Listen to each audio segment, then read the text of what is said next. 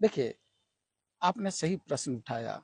हमारे लिए क्षेत्र की जो भौगोलिक स्थिति है, जी जातीय स्थिति है, जी उससे हमको आरजेडी के लिए अब सही में यादव होता। का वोट बैंक भी सबसे हाँ, ज्यादा हाँ, है ओबरा में। निश्चित।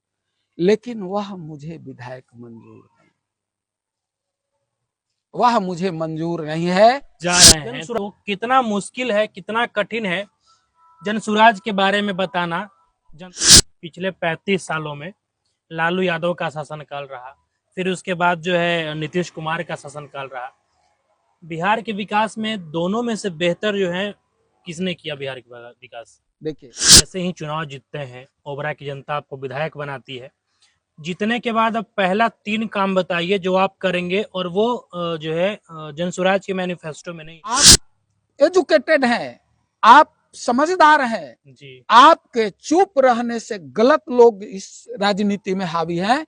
अगर सही लोग जब राजनीति में आ जाएंगे ना, तो जो गलत लोग हैं, जो कुंडली मार करके बैठा है, वो स्वतः अपने आप दूर हो जाएगा।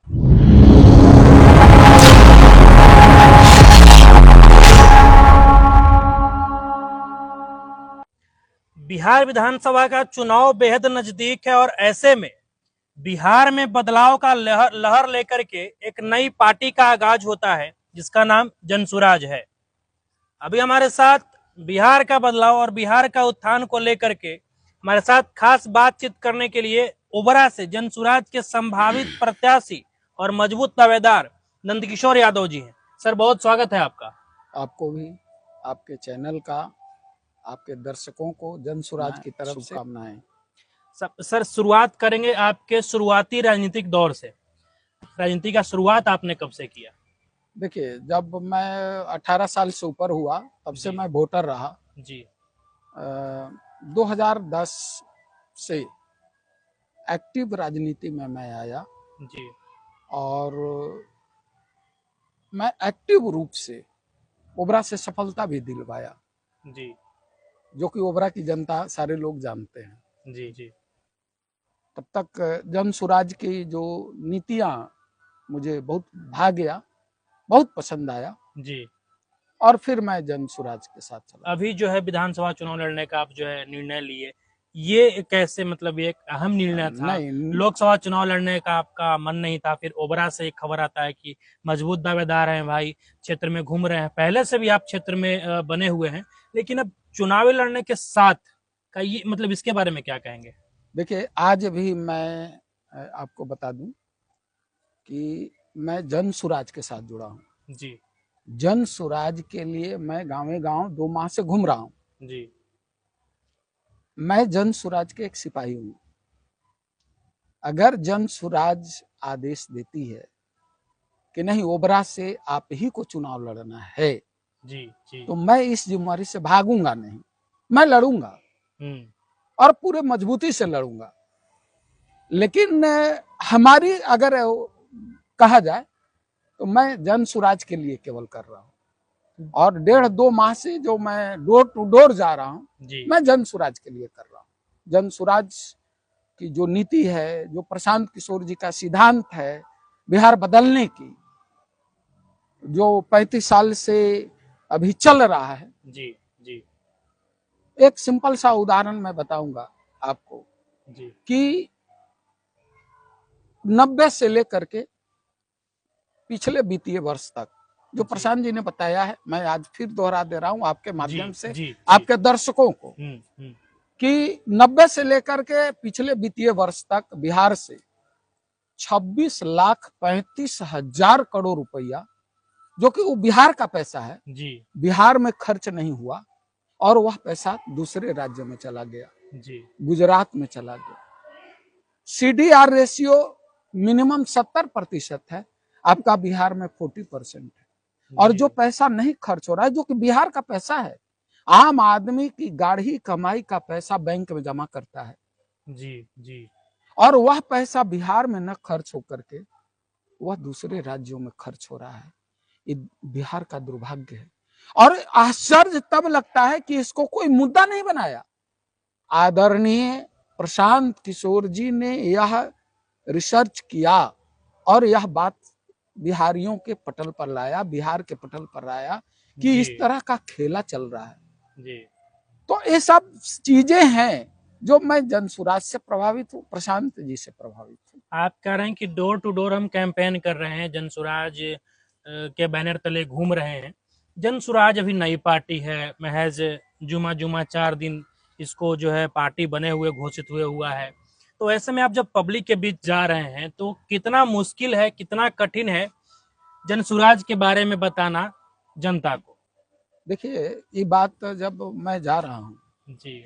उत्तर जैसे जैसे चुनाव नजदीक आ रहा है, जनसुराज उस गरीब से गरीब के घर तक पहुंच गया है और गांव में जाने के बाद गजब सा उत्साह हो रहा है।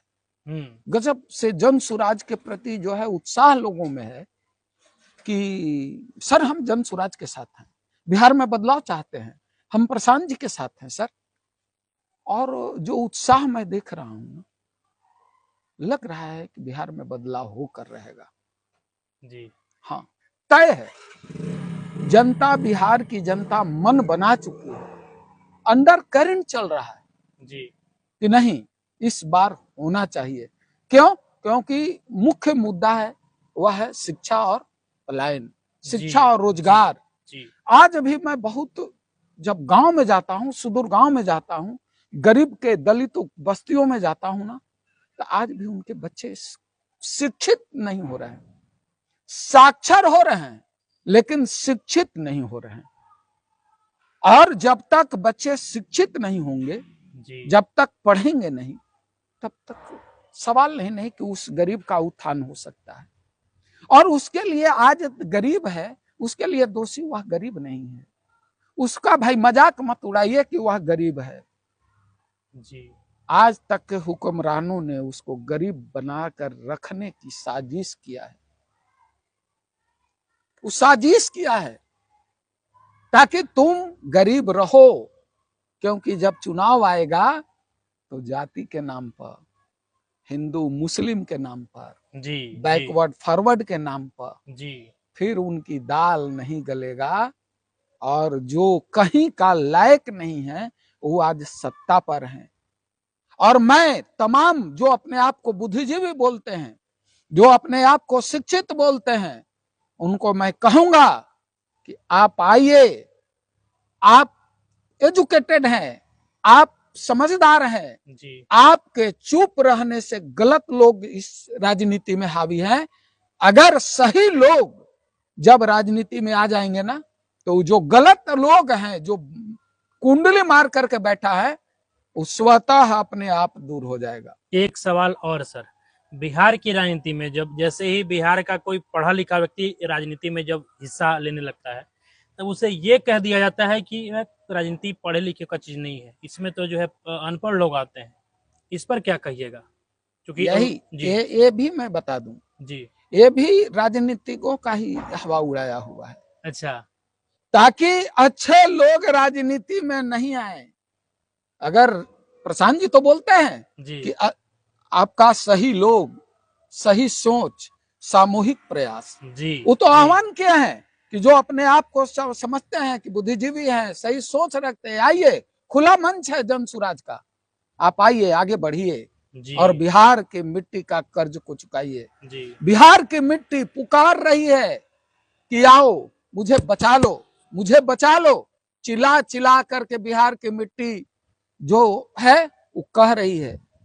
जो भी अच्छे लोग हैं उनको आना चाहिए जनसुराज में और बिहार की मिट्टी का कर्ज को चुकाना, क्योंकि जनसुराज सत्ता परिवर्तन कतई नहीं चाहती है। जनसुराज व्यवस्था परिवर्तन के लिए आई है। व्यवस्था परिवर्तन हो करके रहेगा। जी, व्यवस्था परिवर्तन का मतलब जो अधिकारी, जो पदाधिकारी, जो ब्लॉक में और जिला में बैठे हुए रहते हैं और आम जनता जो मालिक है उसको बुला करके दौड़ाते हैं, जैसी जनसुराज की सरकार बनेगी ना, जी, तो गांव में वह सत्ता जाएगी, गांव को हस्तांतरित होगी, पदाधिकारियों को गांव में जाकर के शिविर लगाना होगा और जो समस्या होता है उसको निदान करना होगा। इसको व्यवस्था परिवर्तन बोलते हैं। जी। नंदकिशोर जी, एक बात और बताइए, आप जैसे ही चुनाव जीतते हैं, ओबरा की जनता आपको विधायक बनाती है, जीतने के बाद अब पहला 3 काम बताइए जो आप करेंगे, और वो जो है जनसुराज के मैनिफेस्टो में नहीं है। ओबरा विधानसभा का जो लोकल समस्या है उसके बारे में बताइए, पहला 3 काम। पहला मैं जो स्थिति है जी, पहला जो है 139 NH, जी, रोज कहीं ना कहीं एक्सीडेंट होता है। ये जी, केवल ओबरा की समस्या नहीं है, जी, ये पूरा यहाँ औरंगाबाद से लेकर के पटना तक की समस्या है। जी, केंद्रीय परिवहन मंत्री ने गया में अनाउंस भी किया, बाद में पता नहीं क्या उन पर दबाव पड़ा नहीं पड़ा, जो वापस ले लिया। मैं सबसे पहले अगर जनता का आशीर्वाद मुझे मिलता है जी, तो सबसे पहले यह मुद्दा उठाएंगे NH 139 के लिए कि इसको 4 लेन किया जाए। अगर 4 लेन नहीं होता है तो पूरे ओबरा ही नहीं, पूरा औरंगाबाद से लेके पटना की जनता जो है ना पूरा जाम करेगी, और ये इसको बनाना ही पड़ेगा। ऐसे माहौल बनेगा, ऐसे मजबूर करेगा केंद्र सरकार को कि आपको यह देना ही देना है। जी, एक काम दूसरा, जी, ओबरा विधानसभा में 2 प्रखंड होता है, ओबरा और दाऊदनगर। जी, दाऊदनगर में बहुत ऐसे सरकारी जमीन है जो सरकार इस्तेमाल कर सकती है। यहाँ कोई इंजीनियरिंग कॉलेज नहीं है, यहाँ कोई मेडिकल कॉलेज नहीं है, यहाँ खोलने में सबसे सरकार की कम लागत पड़ेगा। इसलिए हम चाहेंगे कि ओबरा दाऊदनगर ही नहीं पूरे जिले में, जो दाऊदनगर में जो जगह है ओबरा में, उसको यहाँ मेडिकल कॉलेज खुले, इंजीनियरिंग कॉलेज खुले जी, ताकि जो लोग बाहर जाके पढ़ते हैं वो लोग जो है यही पढ़ाई कर पाए। और तीसरा मुद्दा है कि जो गरीब के बच्चे जी, जो सरकारी स्कूल जा रहे हैं, खिचड़ी खा रहे हैं, वापस आ रहे हैं, हम अपने विधानसभा में ऐसा प्रयास करेंगे कि हर सरकारी स्कूल में पढ़ाई एक प्राइवेट स्कूल की तरह हो। उनसे आग्रह करेंगे, शिक्षकों से विनती करेंगे, वहां का ओबरा और दाऊदनगर का माहौल ऐसा खड़ा करेंगे एजुकेशन में, शिक्षा में, कि वहां भी अच्छी पढ़ाई मिले। यही मुझे पहला 3 काम मुझे करना है। जी, एक बात और बताइएगा, आपने ये तीनों काम जो है जमीन से जुड़ा हुआ ये काम बताए जी, जो कि सभी प्रत्याशी इस बात को नहीं बता पाते हैं। जी, तो इससे यह साबित हुआ कि आप जो है ग्राउंड लेवल के नेता हैं, और मुझे कहीं ना कहीं पता चला कि आप जो है इस तरीके से क्षेत्र में घूम रहे हैं, तो लगा आपसे मुझे बात करना चाहिए। एक बात और बताइएगा। जी, जी, आपका नाम नंद किशोर यादव हुआ, जी, यादव समाज से आप आते हैं। जी, चूंकि बिहार में जब जन्म हुआ है तो भाई कहीं ना कहीं किसी न किसी कास्ट में जन्म लिए ही है, निश्चित, और जाति है कि जाति नहीं। जी, आरजेडी MY समीकरण मुख्य रूप से यादव और मुसलमानों की पार्टी कही जाती है। मुख्यतः इनका जो राजनीति है वो MY समीकरण का ही राजनीति होता है। तो आपके लिए तो आसान था, आप आरजेडी से भी टिकट ले सकते थे, लेकिन जनसुराज ही क्यों? देखिए, आपने सही प्रश्न उठाया। हमारे लिए क्षेत्र की जो भौगोलिक स्थिति है, जातीय स्थिति है, जी, उससे हमको आरजेडी के लिए सही में यादव का वोट बैंक भी सबसे हाँ, ज्यादा है ओबरा। निश्चित, लेकिन वह मुझे विधायक मंजूर नहीं, वह मुझे मंजूर नहीं है। मुझे जहां नीति और सिद्धांत मेल खाए जी, वहां जाना चाहिए, और मैं जन सुराज विधायक बन के ही मैं क्या कर लूंगा। और जहां जाति की बात है, मैं 40 साल से इस क्षेत्र का सेवा कर रहा हूं। जी, इस दौरान भले हमारे दादाजी पिताजी ने जादव टाइटल लगाया है मुझे, जी, है ना, जी, लेकिन ये 35 और 40 साल में मैं जाति का बंधन तोड़ चुका हूं, और सभी जातियों का मैं दिल जीता हूं। जी, आप क्षेत्र में घूम करके देख लीजिएगा, जी, या जी, पता कर लीजिएगा जी, कि मुझे भले टाइटल में जादव हो, लेकिन उस जातीय बंधन से मैं मुक्त हो चुका हूं। जी, बहुत बड़ी बात आप कह रहे हैं कैमरे पे।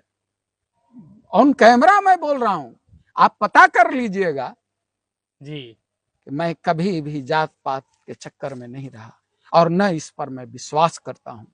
और वीडियो के अंत करने से पहले एक सवाल और, जब बात जाति पाति की हो रही है तो तेजस्वी यादव जो हैं प्रशांत किशोर को प्रशांत किशोर पांडे कह करके बुलाते हैं, इस पर क्या कहिएगा? आश्चर्य लगता है भाई, जो जैसा जिसका विचार होगा उसी से चश्मा से लोग देखेंगे, जी, जी, है ना। जी, तेजस्वी यादव जी अगर उनको उसी नजरिए से जातीय वाला नजर आता है इसीलिए, और इसलिए कि भाई बैकवर्ड फॉरवर्ड चुनाव में हो जाए, लेकिन अच्छा। बिहार की जनता इस बार कुछ नहीं सुनने वाली है। बिहार की जनता बदलाव चाहती है, कोई भी नेता की बात सुनने के लिए तैयार नहीं है। इस बार जाति पाति नहीं चलने वाला है, बैकवर्ड फॉरवर्ड नहीं चलने वाला है, हिंदू मुस्लिम नहीं चलने वाला है। इस बार बिहार की मिट्टी का कर्ज है और सारे बिहारी जय बिहार का नारा लगा रहे हैं। बिहार में बदलाव इस बार तय है, होना ही होना है जी, होना ही होना है। इसलिए आप लोग को भी कहेंगे कि जय बिहार का नारा बुलंद कीजिए। जी बिल्कुल, जय बिहार। बहुत बहुत धन्यवाद सर अपना महत्वपूर्ण समय देने के लिए। और आपको बता दें कि हमने जितना उम्मीद किया था उससे कहीं बेहतर हमारे कड़वे सवालों का जवाब जो है नंदकिशोर जी ने दिए हैं और अपनी बातों को प्रखरता से रखा है। बाकी अब आपकी जो कुछ प्रतिक्रिया है कमेंट बॉक्स में दे दीजिएगा।